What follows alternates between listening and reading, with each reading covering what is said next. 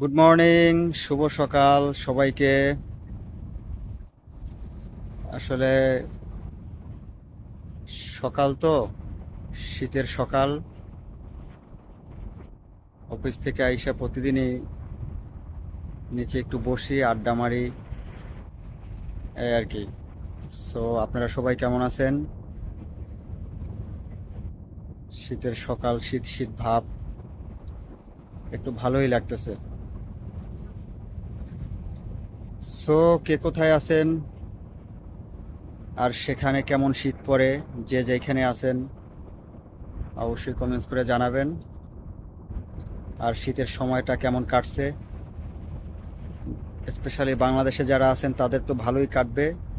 শীতের পিঠা, সকালবেলা হাঁসের মাংস, রুটি, পিঠা, খুব মাস্তি। আসলে আমরা যারা বিদেশে থাকি সেটা তো হয় না, সব কিছু থাকলেও টাইম টেবিলে মিলে না।